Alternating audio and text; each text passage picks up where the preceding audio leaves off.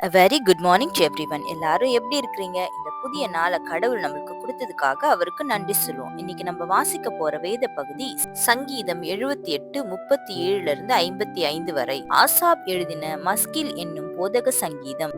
அவர்கள் இருதயம் அவரிடத்தில் நிலைவரப்படவில்லை, அவருடைய உடன்படிக்கையில் அவர்கள் உண்மையாய் இருக்கவில்லை. அவரோ அவர்களை அழிக்காமல் இரக்கமுள்ளவராய் அவர்கள் அக்கிரமத்தை மன்னித்தார். அவர் தமது உக்கிரம் முழுவதையும் எழுப்பாமல் அநேகம் தரம் தமது கோபத்தை விலக்கிவிட்டார். அவர்கள் மாம்சம் என்றும் திரும்பி வராமல் அகலுகிற காற்றென்றும் நினைவு கூர்ந்தார். எத்தனை தரமோ வனாந்திரத்திலே அவருக்கு கோபம் மூட்டி அவ்வாந்திர வெளியிலே அவரை விசனப்படுத்தினார்கள். அவர்கள் திரும்பி தேவனை பரீட்சை பார்த்து இஸ்ரவேலின் பரிசுத்தரை மட்டுப்படுத்தினார்கள். அவருடைய கரத்தையும் அவர் தங்கள் சத்ருவுக்கு விலக்கி மீட்ட நாளையும் நினையாமற் போனார்கள். அவர் எகிப்திலே தம்முடைய அடையாளங்களையும் சோவான் வெளியிலே தம்முடைய அற்புதங்களையும் செய்தார். அவர்களுடைய நதிகளை இரத்தமாக மாற்றி அவர்களுடைய ஆறுகளிலுள்ள ஜலத்தை குடிக்க கூடாதபடி செய்தார்.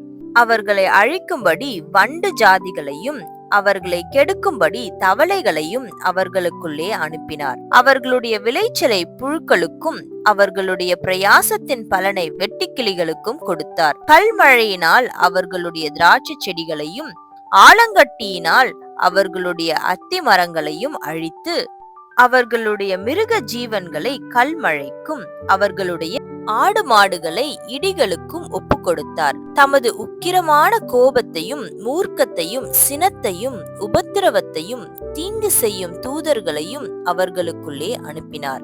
அவர் தம்முடைய கோபத்துக்கு வழி திறந்து அவர்கள் ஆத்துமாவை மரணத்துக்கு விலக்கி காவாமல் அவர்கள் ஜீவனை கொள்ளை நோய்க்கு ஒப்பு கொடுத்தார். எகிப்திலே தலைச்சன்கள் அனைத்தையும் காமின் கூடாரங்களிலே அவர்களுடைய பலனின் முதற் பலனான யாவரையும் அழித்து தம்முடைய ஜனங்களை ஆடுகளைப் போல் புறப்பட பண்ணி அவர்களை வனாந்திரத்திலே மந்தையைப் போல் கூட்டிக் கொண்டு போய் அவர்கள் பயப்படாதபடிக்கு அவர்களை பத்திரமாய் வழி நடத்தினார். அவர்கள் சத்துருக்களை கடல் மூடி போட்டது.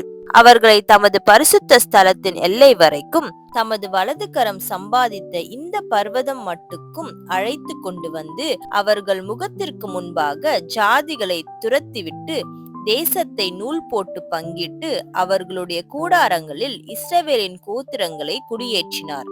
ஆமேன். சங்கீதம் 78:37 இருந்து 55 வரை. ஜெபம். அன்புள்ள ஏசப்பா, இந்த காலை வேலையை எங்களுக்கு கொடுத்தீங்களா இருக்கா நமக்கு நன்றி செலுத்திக்கிறோம். இந்த காலை வேலையில எங்களை முழுமையுமாக உடைய கருத்துக்களாக நாங்க ஒப்பு கொடுக்கிறோம். கைட்டு செய்கிற ஒவ்வொரு காரியத்திலும் உடைய பிரச்சனை எங்களோடு கூட இருக்கட்டும். உடைய ஆலோசனை எங்களை வழி நடத்தட்டும்.